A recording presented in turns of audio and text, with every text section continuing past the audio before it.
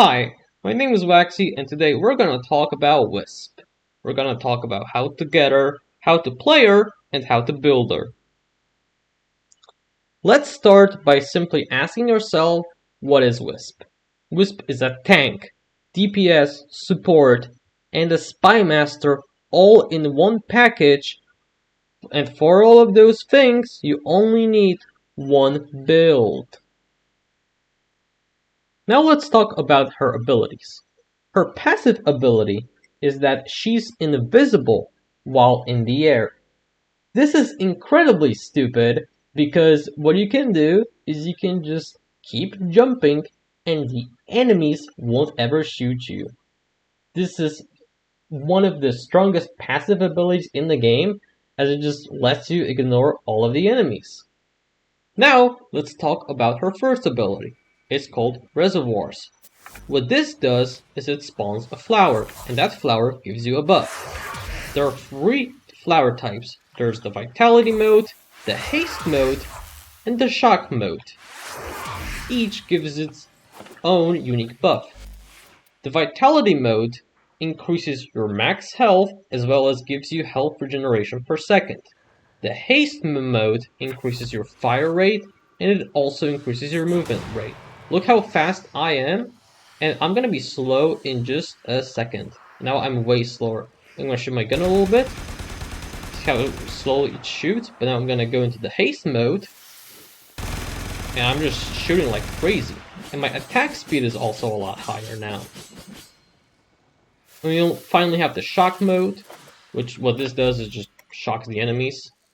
Gives them an electricity status effect. It's basically a form of light crowd control. Now, let me talk a little bit more about her first ability. You can only have 6 flowers on the map at the same time. Let me demonstrate. I have already placed down 3 flowers over here, and when I put down the next 3 flowers, you'll see that the flowers back there don't disappear. However, if I'm going to place another flower, what's going to happen is the oldest flower, which is this one, is going to disappear. And then this one, and then finally that one. Now, as you can see, I've created 2 strategic points with every single buff. This makes it great when you're playing something like an excavation mission, or maybe you have teammates on one side of the map and then some on the other, so you can just create 2 points.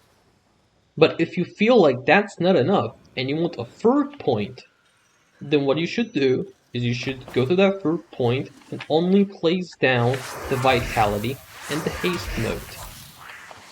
Creating this sort of setup means that you will be losing out on the shock mode, which means you're losing out on a little bit of crowd control, but it gives you 3 places where people are going to get buffed. And what's great about these points is that they have an unlimited duration. Unless a nullifier walks into the flower and destroys it, it will never go away, unless you die and respawn with a revive token. In that case, yes, you'll have to replace the flowers, but in any other case, these stay up infinitely. You can teleport between them, giving you easy movement. And what's also great is even if you're playing on a mission that has nullifiers in it, you can just place these flowers in the air. So that's also great. But take a look at my duration. The duration of the buff is also infinite. It only ticks down when I leave. And even if it does tick down to, let's say, 5 seconds, all I need to do is just slide into it, fully jump through it, just go through a mission normally. This is extremely strong. And not to mention, you don't really need duration for her other abilities. Her second ability is Wil-O-Wisp. And this is another stupid ability. What this does is it spawns a clone of Wisp that enemies will target. Note that I'm invisible while this ability is active, the enemies will simply shoot that clone instead of me. So let's see that in practice. I have the enemies right here. I'm gonna shoot my clone, and notice they're going after the clone. But this ability is stupid for another reason. If you tap it twice, you get invincibility. I cannot die in this state. Look at my health bar, it's silver. That means I cannot die. This ability is also used for traversal. If you press the ability and press it again, you will be teleported where the clone was. But here's another cool thing. If you hold the second ability and release it, you will also be teleported. But what's the difference? The difference is that the clone will fly faster if you hold the ability. So I'm gonna pause the enemies because they're very annoying. Look at this. I'm gonna put a waypoint right here, and do this normally, and I'm roughly 24 meters away, right? But now if I hold the second ability, I hit the wall, so that was actually pretty bad. But as you can see, I went further. Another great thing is that this clone does not trigger lasers in spy missions, meaning you can just go through lasers. So if jumping to stay invisible wasn't dumb enough, now you can just go through lasers and never worry about them. Now let's talk about her third ability, Breach Surge. What this does is it applies a debuff on the enemy's crit spot. Let's take a look. So as you can see, here's normally when I'm shooting this grenade gunner just doesn't seem to want to die. But then I use my third ability after I reload, and all of these enemies have this funny looking effect. When I shoot it, there are these projectiles coming up, hitting the other enemies, giving them a radiation proc. This is a form of soft crowd control. This was a little bit of an AoE. And what's great about it is if you use this ability on a flower, you get teleported to it, and it also has double the range. And it's a lot better when you're inside of the haste mode. Also note that my first ability has an unlimited duration while I'm inside of it. When I leave, I get 21 seconds or something. I step back in, infinite, and then back here, 21 seconds again. Let's see it again. I'm gonna put the one flower here, and I'm gonna look at that flower. I can teleport. This is great for missions like excavation, where you maybe want to move around the map very quickly. So, you know, in case her having a haste mode, literal teleport with her second ability with this clone mechanic. Now she also has a literal teleport, so she's just a movement god. It is very important that you put Roar on Wisp, specifically on her 4. Her regular 4 ability just sucks. Don't even think about it. Put Roar on. Now, the reason why Roar is so good is that because it adds on a final damage multiplier. With this build, when you have Roar active, you're dealing more than double damage. If you don't know how that works, just look it up, but this is overpowered AF. Now, in order to unlock Roar as your 4th ability, what you're going to have to do is you're going to have to grab the regular Rhino that you get from the Jackal on Fossa, and then you're going to take him and you're going to sacrifice him to the Helmet. In order to be able to do this sacrifice, in order to later put Roar on Wisp, you need to have the Helmet Invigoration segment. You can purchase that from the Sun and then on Deimos, and once you have that installed, you just go here, and I already have mine sacrificed, but you'll see an option to sacrifice Rhino. Now, you will lose that regular Rhino, so you should only really do this when you have either 2 Rhinos or already have the Prime version, so that you're not worried about losing access to him as a Warframe. Now, let's talk about how to get Wisp. There are 2 ways of getting Wisp. One is getting her normal version from an assassination boss fight, and the second version is by getting her prime version from the relics. Let's start with the first method. For this, you will need to complete the Chimera Prologue quest. This will unlock new nodes on the Jupiter for you to play. You're gonna have to farm this mission for all of the parts as well as the main blueprint.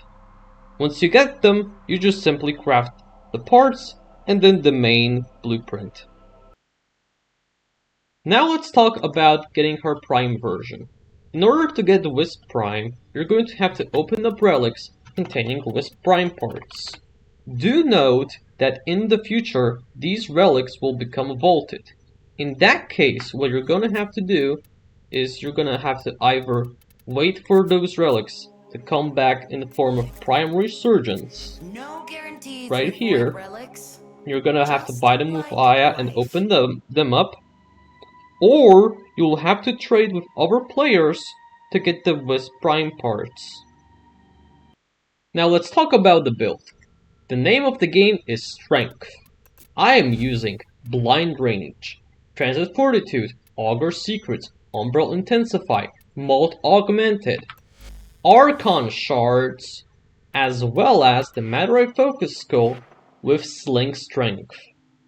All of these bonuses get us a total of 515% strength while they are active. Sling Strength and Molt Augmented don't show up on this value here, so just that's why there's a difference. And also I am not including the Overwhelming Power simply because I feel like it's bugged at the minute. We are still kind of in the new update territory, but I don't know, I've been using this, my number wasn't going up, maybe it's a bug, who knows. But let's talk about things that are not strength. We have Warby Commentary. I simply have this on because I don't have Growing Power. If you have Growing Power, honestly just use it. You're gonna get even more strength. Then, we have Prime Sure-Footed because getting knocked down is annoying. To me, this is a mandatory mod. If you're not using this, you better be on the Unairu Focus Skull. We have Energized combined with Primed Flow so that we can afford our abilities even though we're using Blind Range. This allows us to spam both Roar and Breach Surge, so it's pretty much a must. And then finally we have the free survivability mods so that we can just tank as much as possible. Adaptation, this is a must-have. And then the other two Umbral mods are here simply so that we can, first of all, buff Intensify, but second of all, so they can also buff each other and we can get a lot of armor and health. I'm also using a single Archon Shard for casting speed. I highly recommend this because it just makes the gameplay a lot faster. There's not a lot of downtime when you're spamming abilities. You can just cast them very quickly and move on. Now I want to talk a little bit about the other focus skulls. So I recommend Madurai the most, simply because it gets you the most strength, right? But then you also have Zenoric if you're poor and you don't have Energize and you don't have Flow and you want to still use Blind Rage. So that's Zenoric for you. It does also have Hardened Wellspring for some extra strength, but it's less than Madurai, but you get infinite energy, so go figure. You have Vazarin with its Talon Strike. I don't have it unlocked yet, but the only reason you run this is so that you can endlessly revive your allies in the mission, because it bypasses that whole no revives restriction, so you could also use that. Now let's talk about the companion. I'm using the Vaska Kavat, mainly for the transfusion ability. What this is a self-revive, but it doesn't use a revive token, and it also refreshes itself, meaning that you can use this an unlimited amount of times in a mission. And for some reason, it works in places that have restricted respawns. So you see this no self-revive note right here? The caveat says F you to that, and use self-revive, and it doesn't cost anything. As far as the rest of the mods, I'm using mainly Fetch for the extended pickup range, Animal Instincts for loot radar and enemy radar, Resourceful Retriever to double your pickups. This is extremely handy, and I suggest that you always run this. Synth Deconstruct, so that you can slowly reload your weapons. This is mainly for the Kuva new core with a melee weapon type of setup, so you don't have to reload your new core ever. And we also have Vicious Bond. This is an armor strip, so this is extremely good if it procs on something like a boss or on like a major enemy. So this is great. As far as the claws go, it's this build. I don't really know what I really have on. All I know is my cat kills the enemies, and I'm happy. Now finally, let's talk about some miscellaneous parts of the build. In the gameplay, what you'll see is that I'll be using Wisp Prime Incarnate with these evolutions, as well as this mod setup right here. I do personally recommend also using the Exceltra Prime, another great weapon, build right here. Also the Incarnate Turret, can't forget about that. Really good weapon right here, with Incarnates as follows. As far as secondaries go, we have the Wisp Prime, this build right here, with these Incarnates. Next up, we have the Kuva new core, with the following build. Now, you might look at this and be surprised that there's no viral on it, and that's because I'm using secondary encumber in order to get my viral, but also I mainly use this for condition overload on my melee. And what this does is, if I had a viral build, I would only have 3 combined elements. But because I have 4 with this setup, that means that I'm able to stack up condition overload more consistently, and I also value the corrosive proc more than viral in higher level content. I'd rather have max corrosive with 2 procs of viral than say max viral but no corrosive. It is also very important to mention that you should go for a magnetic Kuva new core.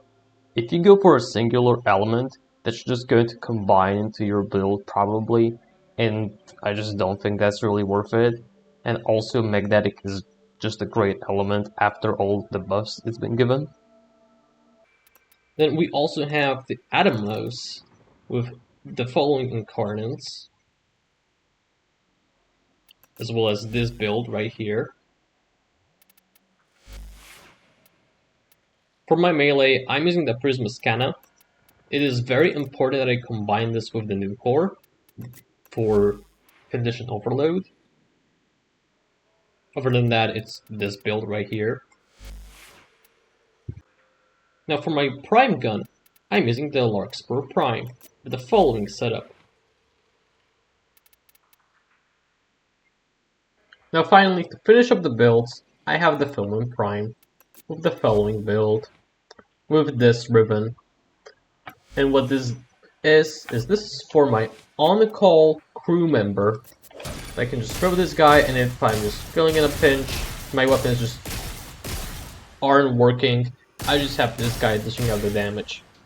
The reason why the filament is because it's pretty much good enough on its base shooting thing. If you want to use this gun, it's also fine. But the main reason why this and not something like the turret is because the on-call crew member cannot use alternative fire modes, including the incarnate form. That's why I have the Filament Prime. I think it's a great choice. Now to finish things off, we got the drip game. Everybody. I personally use the Tenogen Wisp Celeste skin. I think it looks amazing. Then I'm also using a couple of other things. I have the Hildren Noble animation set. I love these animations, they look so cool. Then you have the front sigil of the Ember Heirloom sigil on her chest. And we also have the Fire Emperor from killing a Flame Lotus Lich. You can see that she's on fire. And I also got the Ember Heirloom crown. So yeah, I hope this video helped you out. And make sure to, like and subscribe, comment, all of that. And I will see you guys in the next video. See ya!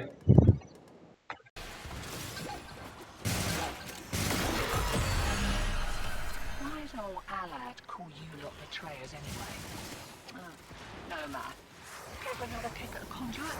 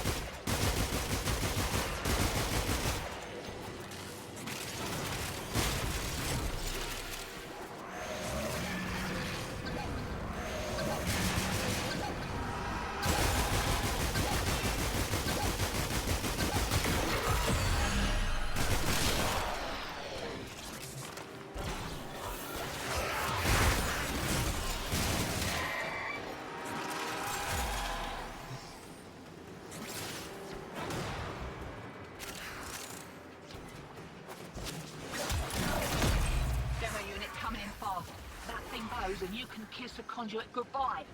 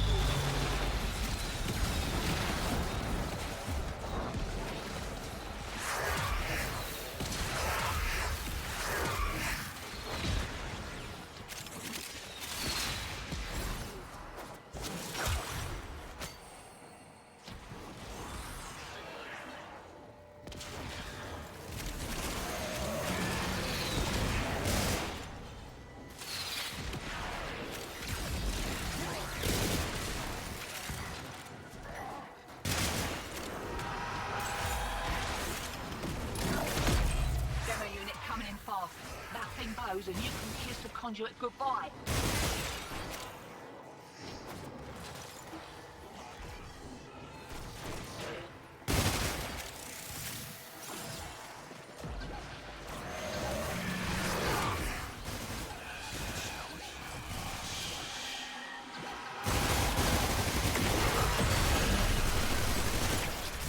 It's a little hot. Gloves are coming off. Got another round in ya?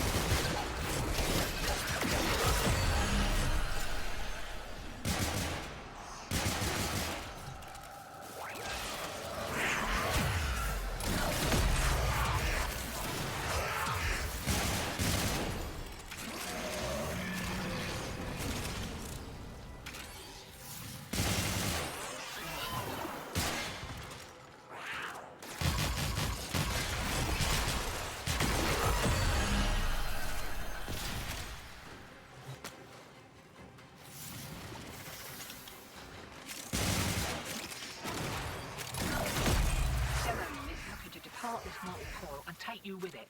Keep it clear of that conduit.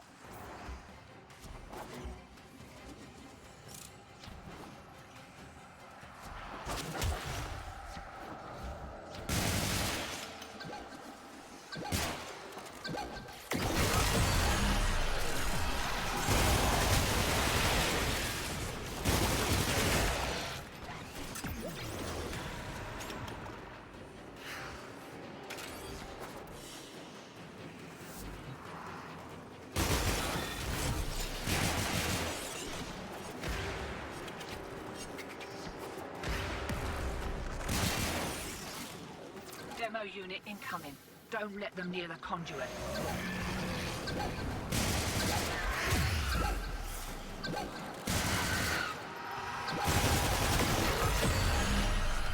Conduit's about to reset. Feeling lucky?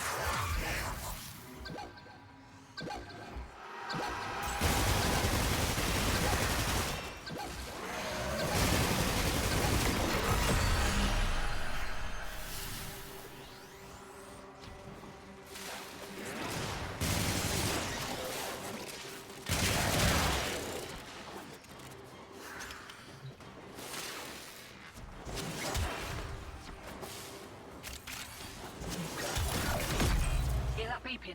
Demo unit's on its way.